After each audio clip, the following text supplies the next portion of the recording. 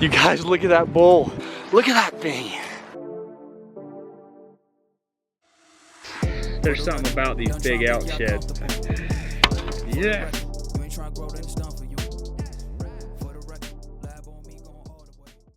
Hi guys, it is 11:30 at night. What am I doing? I should be asleep, right? Want to hear some Maverick ads? Single purchase, regular price. I'm headed to Arizona to pick up some elk sheds. She's going to talk over me the whole time, so I'll tell you more about it once I get back in the truck. This is custom.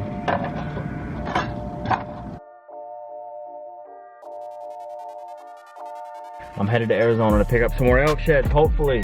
Got a hot tip from my buddy Ben Sandall about a spot waiting to pair. My Bluetooth's waiting to pair, in case you're wondering. Man, I can't get away from these distractions, but you guys, I hope you'll notice I got a new camera, and it does pretty well in low light, I think. And it should have a little bit better audio. Hopefully it does. If not, I'm sorry, I've done all that I can. I'm gonna drive for 4, 5, 6 something hours right now. Get there in the morning, hop up bright and early and go pick up some elk sheds, baby. It's that time of year.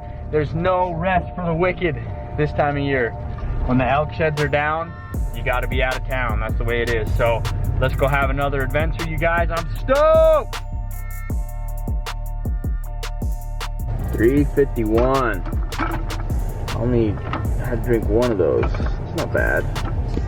I made it. I didn't quite get as far as I wanted to, but I have been wanting to shed hunt this place for a while, so I'm gonna hit it tomorrow. That was a long drive. I'm gonna go sleep.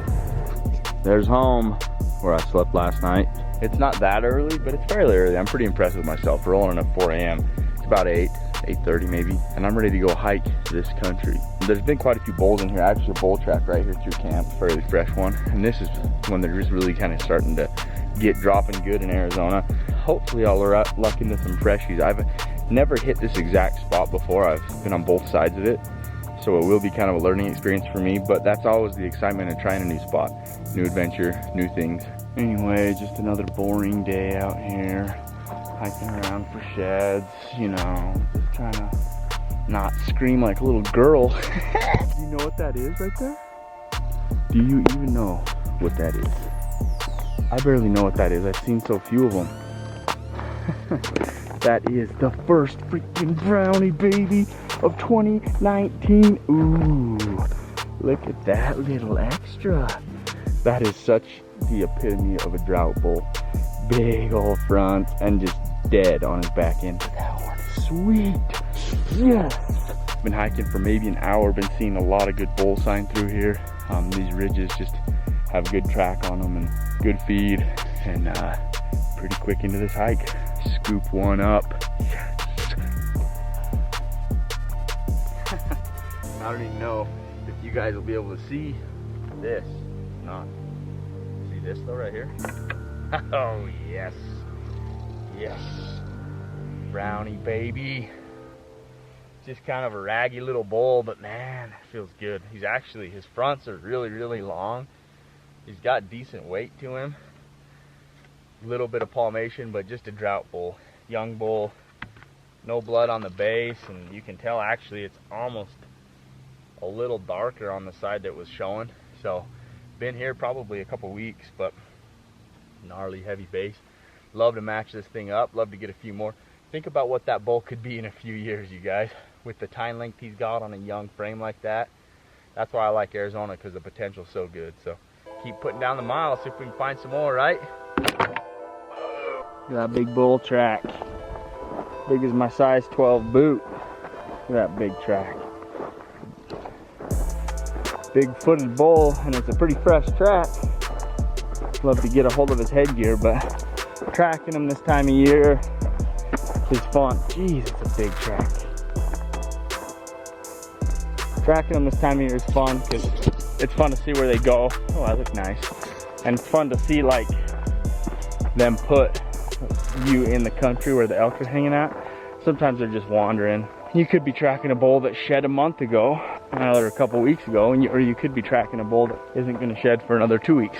So it's just kind of a fun thing to do. I'm crossing over right now from the one set of ridges to the other. A lot of boot tracks in this country, but there always is, and it doesn't change anything because there's fresh sheds getting dropped every day out here, and These guys, they only cover one little line. Can't get them all. Following these bull tracks, and I found the bull dead. For sure, this is the same bull that made these tracks. There's no doubt about it. Yep, that's definitely him. Looks like he's been dead for a couple hours at least, and must have already shed. So, hate to see Mother Nature be so cruel. Hey, look, a boot track. So if you're watching this video and you walk through past this dead bull, you'll know where I'm at, but I won't tell anybody if you don't either. There's a lot of people that are like, why do you hide the background? Why do you hide the background? And I'll tell you why I hide the background.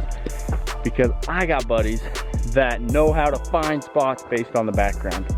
So I know people out there do it, and I'm not really trying to discourage anybody from finding the places that I shed hunt, because most of them aren't that great. But why give them an easy one, right? So if you whine about hiding backgrounds, you probably find lots of things to whine about in your life. So I was out walking, and I realized I'd made kind of a big loop down across and up over the other side of the road, and I was kind of back close to the truck. So I decided to stop in and get one of these.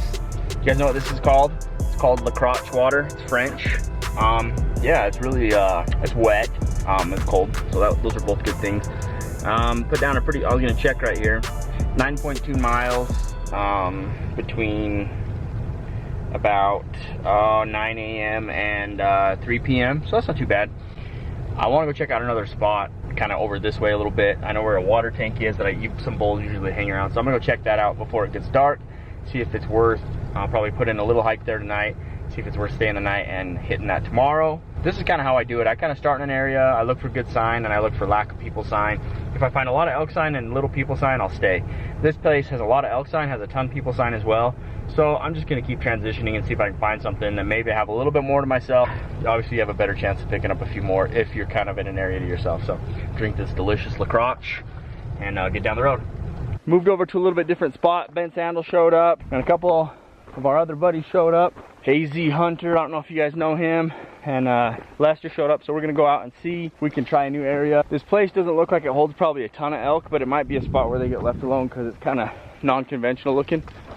So we're gonna go hit these canyons out in this little roadless spot, see if we can get a couple picked up. No elk sign in here, but I got some javelinas right here like it. 200 yards now. I'm just gonna sneak in, see how close I can get, see if I can get some video of them, because there's no elk sheds right here.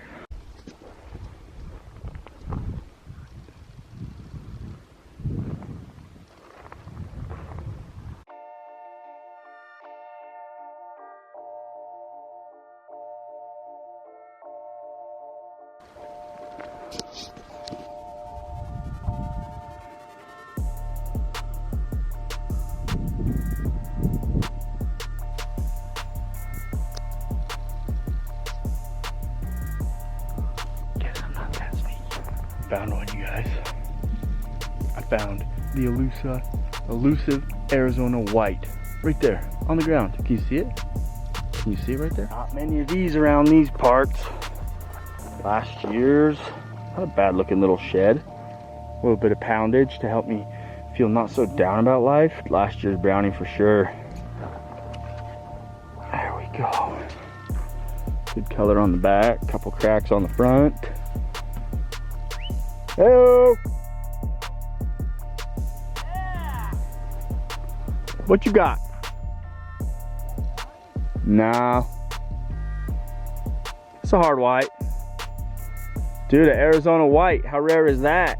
It's a giant too, dude. This is like probably like a 12 pounder. This is an artistic shot, look.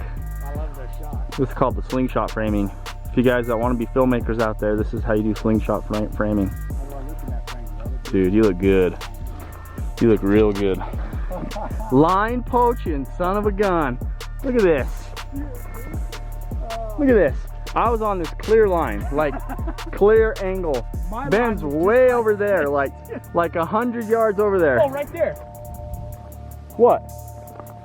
Dude, I swear that looks like a brown first. Busted. You got horn faked on camera. Shed fake. Now you got me all nervous. I'm trying to beat you at every horn. Well, that's my other half, dog. Is it your other half? Yeah. Maybe we match this bad boy up. We totally do. Oh yeah, big sets in AZ. Splitting them. That's awesome. All right, pick your half up. I'll arm wrestle you for your half. Dude, I can't believe that we found 2 old horns in this area. It's a set, dog. I was beelining for that horn. I felt it, dude. The match was calling to me. It's like, come get me. Fine. That was my line, and you're not giving it to me either, because then I can't hold it over your head anymore. You guys heard of shed poachers? There's nothing worse than a line poacher. Let's get back to the truck. Good little walk there. Picked up a few. The last thing, I got one. Ben got a couple. So ending the day on a positive note here. Now I think we're gonna go drive somewhere where we can consume a steak. What do you got, dude? Rusty. What? Freaking, that deer horn's sweet, dude. Now you won't feel so bad. Is that another side off the same bull? Dude, all down on this little hill. Really, right here? Well, not really, in the back of my truck. I just pulled it. Oh, you sucker, dude. I know. Be careful when you shed hunt with line poachers. They'll pull horns out of the truck on you. They'll try to do anything. Jeez, this kid's full. Ben Sandall follows YouTube channel. I knew what it was as soon as it happened. Oh my goodness, you guys. So you guys remember a video a little while ago where I was pulling into my driveway and my lower ball joint sheared. I mean, my ball joint totally separated. Well, it just happened again on the other side that I hadn't replaced yet. I have the new ball joint sitting in my garage. I just haven't put it in yet. And I'm in the middle of freaking nowhere. And this truck's undrivable. Oh my gosh, there's no way to get a tow truck in here. I'm down a super rough, muddy road. I am 100+ miles from a major city. Oh yeah, there's that. You guys want to see what it looks like? Because it's pretty sweet. All right, so that ball joint right there is obviously supposed to be up in that. That control arm is obviously not supposed to be sitting on the ground. And the whole weight of the truck is not supposed to be sitting on the tire. So that's what's going on here. Last time I did it, this whole tire went out like this and the whole truck pancaked down. I'm just mostly worried about how do I get this thing out of the road. Right here, there's a decent spot to park right there, but I don't think I can even get it there. But I have cell phone service, so then I'll just figure it out. I knew I should have done it. I knew I should have done it. It's my own fault. Can't blame anybody but myself. Now, what was gonna turn into a nice little drive home today is this is gonna take me, I guarantee this will take me 2 days to get figured out. So, yay for being on the road for 2 more days.